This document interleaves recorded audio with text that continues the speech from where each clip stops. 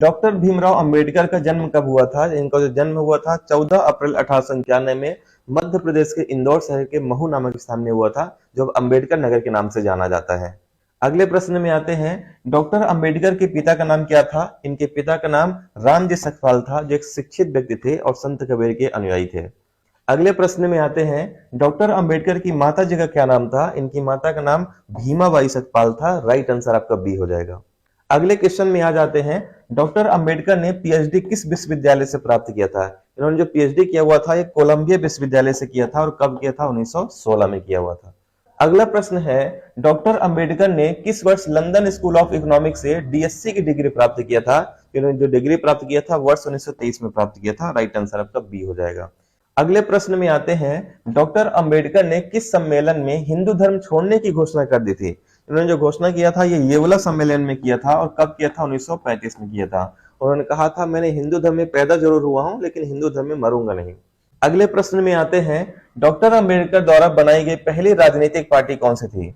पहली राजनीतिक पार्टी जो थी इनकी स्वतंत्र मजदूर पार्टी थी, जो 1928 में उन्होंने दलितों के उत्थान के लिए बनाई थी। अगले प्रश्न में आते हैं, डॉक्टर अंबेडकर ने किस वर्ष बौद्ध धर्म को स्वीकार कर लिया था?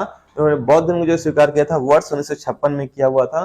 राइट आंसर आपका हो जाएगा बी।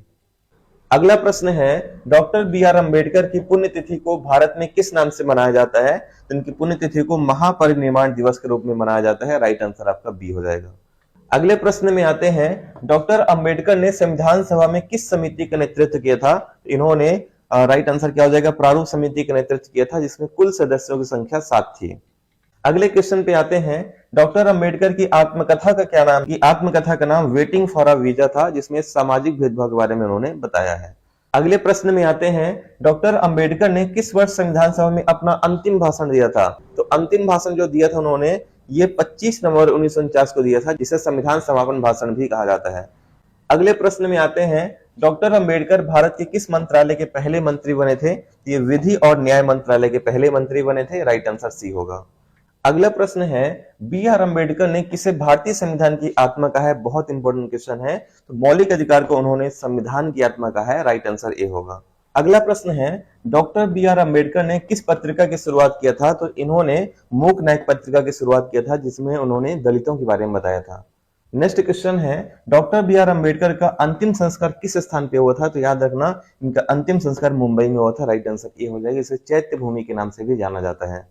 एक क्वेश्चन आपको कमेंट करके बताना है, डॉक्टर अंबेडकर को भारत रत्न पुरस्कार किस वर्ष प्रदान किया गया? 1989, 1990, 1991, 1992। और अगर आप हमारे व्हाट्सएप ग्रुप को ज्वाइन करना चाहते हैं तो आपको स्क्रीन में एक नंबर दिख रहा होगा, वहां पे आप मैसेज कर सकते हैं। गर्ल्स और बॉयज दोनों ग्रुप अलग अलग बना हुआ है। पीडीएफ और लाइव क्लास से रिलेटेड पूरी जानकारी आपको यहीं पे मिलेगी। साथ ही अगर आप हमारे मेंटरशिप प्रोग्राम को ज्वाइन करना चाहते हैं तब भी आप इसी नंबर पे मैसेज कर सकते हैं। मिलते हैं नेक्स्ट वीडियो में, तब तक के लिए धन्यवाद। जय हिंद।